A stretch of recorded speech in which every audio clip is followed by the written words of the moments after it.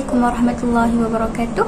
Nama saya Nur Izzati binti Mustafa dan insya-Allah pada hari ini saya akan menerangkan ataupun menjelaskan tentang dua jenis etika makan ketika berada di majlis rasmi ataupun di meja makan. Okey, etika yang pertama adalah ketika makan ataupun ketika makan sup, dan yang kedua adalah ketika makan dessert. Bagaimana cara untuk makan sup secara betul? Baiklah, yang pertama adalah ketika kita hendak mengacau sup sebelum makan. Okey, cara untuk mengacau sup adalah secara dari atas ke bawah, bukanlah dengan cara membuat pusingan. Okey, yang kedua, apabila kita hendak makan sup ataupun apabila kita hendak mengambil sup untuk dimasukkan ke dalam mulut, okey, sup perlulah diambil dari dalam keluar seperti yang ditunjukkan dalam situasi yang kedua. Okey, itu adalah cara yang betul untuk mengambil sup. Untuk cara yang ketiga adalah ketika kita makan apa-apa sahaja juadah yang disediakan di meja makan, kita tidak boleh tunduk ketika makan seolah-olah kita yang mendatangi makanan, tetapi sebaiknya adalah makanan yang mendekati kita, sebagai contoh yang telah ditunjukkan oleh saya dalam video ataupun situasi yang kedua tadi.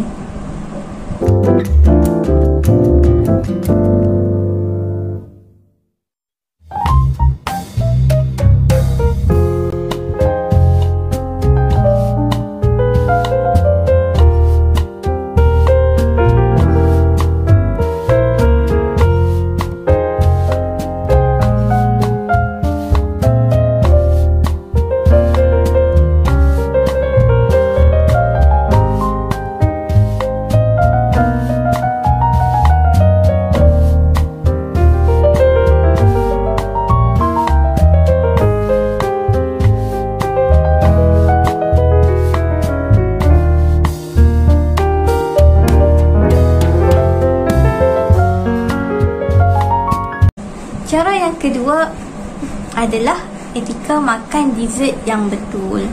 Okey, seperti yang kita tahu, antara dessert yang disediakan adalah kek. Jadi mereka juga akan menyediakan 3 alat untuk makan dessert. Yang pertamanya adalah sudu, garfu dan juga pisau. Okey, kebiasaannya kita akan menggunakan garfu dan juga sudu untuk makan dessert. Seperti situasi yang saya tunjukkan tadi, situasi yang pertama adalah situasi makan dessert secara salah, manakala situasi yang kedua adalah situasi makan dessert secara betul. Okey, kita perlulah menggunakan garfu dan juga sudu yang disediakan untuk makan dessert, dan perlu elakkan untuk makan dessert dengan tangan. Selain itu, garfu perlu dipegang dengan tangan kiri, manakala sudu perlu dipegang dengan tangan kanan. Jika kita menggunakan pisau perlulah dipegang menggunakan tangan kanan dan garfu dengan tangan kiri.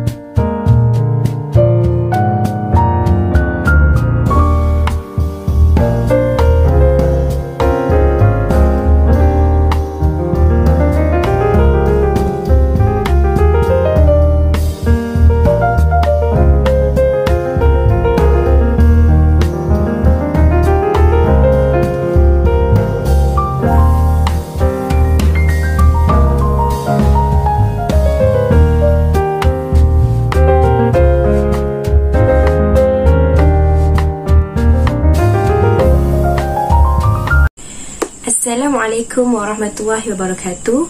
Saya Nur Afrina binti Syukri. Sekarang saya akan menjelaskan kedudukan cutlery atau cara letak cutlery dalam etika makan di majlis rasmi ketika hendak berhenti seketika daripada makan atau berehat, atau dalam bahasa Inggeris resting position, dan ketika sudah selesai makan atau finish position. Baiklah, kita mulakan dengan kedudukan cutlery dalam keadaan resting atau berhenti rehat daripada makan. Situasi ini kebiasaannya terjadi apabila individu tersebut hendak pergi ke tandas atau hendak menjawab panggilan telefon di tempat lain. Seperti yang kita lihat pada lakonan pendek sebentar tadi atau pada gambar 1, kedudukan garfu dan pisau berada saling bertentangan, di mana kedudukan tersebut sangat salah dalam etika makan dan boleh membahayakan orang lain. Kedudukan ini salah kerana individu tersebut hanya ingin berhenti seketika daripada makan atau dalam keadaan resting. Jadi, garfu dan pisau tersebut sepatutnya diletakkan pada kedudukan seperti dalam gambar yang kedua. Baik, kedudukan yang betul ialah garfu sepatutnya ditelangkupkan di atas pisau, di mana hujung pisau berada pada jam 4 atau 5, manakala garfu berada pada jam 7 atau 8. Jadi, itulah kedudukan cutlery yang betul dalam keadaan resti di majlis rasmi. Selain itu, kita juga boleh meletakkan cutlery dalam keadaan resting apabila kita hendak mengunyah makanan. Baiklah, seterusnya adalah kedudukan cutlery apabila sudah selesai makan atau berhenti makan, iaitu finish position. Seperti dalam video yang ditayangkan sebentar tadi atau pada gambar yang ketiga, kedudukan cutlery tidak sepatutnya diletakkan sebegitu. Kedudukan ini sangat salah kerana ianya tiada dalam majlis rasmi. Jika anda meletakkan garfu dan pisau seperti itu, mungkin anda dianggap sebagai seorang yang tidak beretika ketika makan di majlis rasmi. Jadi, elakkan daripada meletakkan cutlery seperti dalam gambar yang ketiga. Sebaliknya, garfu dan pisau tersebut hendaklah diletakkan sebelah menyebelah dengan posisi tangkai arah ke kanan dan hujungnya pula mengarah ke tengah seperti dalam gambar yang keempat. Jadi, inilah kedudukan cutlery atau cara meletakkan cutlery dalam resting position dan finish position secara betul ketika makan di majlis rasmi. Semoga ianya bermanfaat dan dapat digunakan di majlis rasmi agar kita dikenali sebagai individu yang beretika. Bismillahirrahmanirrahim. Assalamualaikum warahmatullahi taala wabarakatuh. Nama saya Nadilah Nurdini dan saya akan menerangkan sedikit berkenaan protokol napkin yang digunakan di dalam majlis rasmi.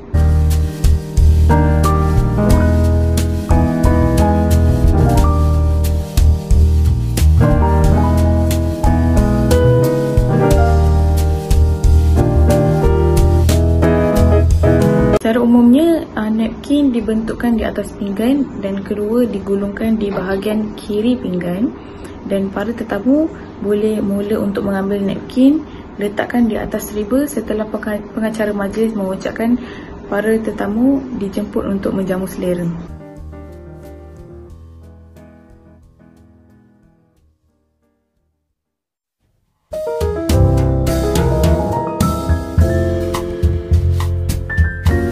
Ketika makan, jika para tetamu hendak mengelak mulut, perlulah digunakan napkin dengan secara lembut dan tertib di mulut masing-masing, dan cara yang salah adalah dengan menggosok ke seluruh muka.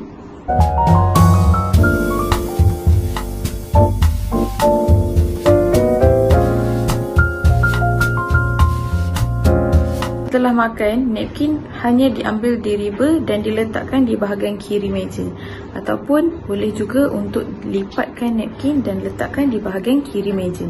Sekian, terima kasih.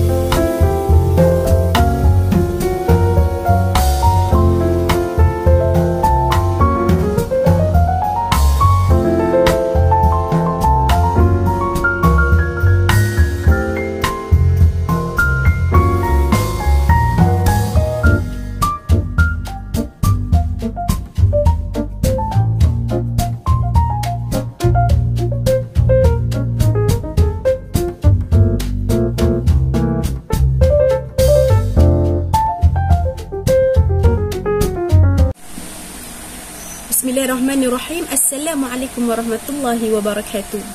Sekarang saya akan bahaskan mengenai protokol etika makan di majlis rasmi, khususnya pada penggunaan pada cara minum. Baik, seperti yang dapat kita lihat pada babak yang pertama sebentar tadi, untuk minum air menggunakan gelas, ini mungkin air sejuk atau air kosong, cara pegangnya ialah kita masukkan menggunakan dua jari, iaitu di jari manis dan di jari kecil, masukkan dalam tempat pegang tersebut, kemudian kita pegang bahagian badan gelas, kemudian minum dan letak seperti biasa. Ini adalah cara yang betul untuk pegang gelas air. Bagi cara yang salah, seperti yang saya tunjuk, kita pegang terus begitu, ataupun kita pegang dengan silang jari yang lain yang mungkin mungkin akan boleh membuatkan cawan tersebut jatuh atau sebagainya. Baik, untuk penerangan yang kedua berkaitan dengan cara minum air, untuk air panas, jika kita diberikan mungkin paket-paket seperti gula, krema atau sebagainya, cara penggunaannya ialah kita mengoyakkan paket gula tersebut, tetapi hanya sedikit sahaja. Jangan habiskan koyak tersebut, koyakkan sedikit sahaja. Kemudian tuangkan di dalam cawan kita sedikit demi sedikit. Kita buat begini supaya dia gula itu tak jatuh semua terus. Okey, kita ketukkan sedikit demi sedikit, mengikut banyak mana yang kita nak, keperluan kita lah untuk minum air panas tersebut. Kemudian ambil sudu yang disediakan dan kacau air gula itu supaya larut.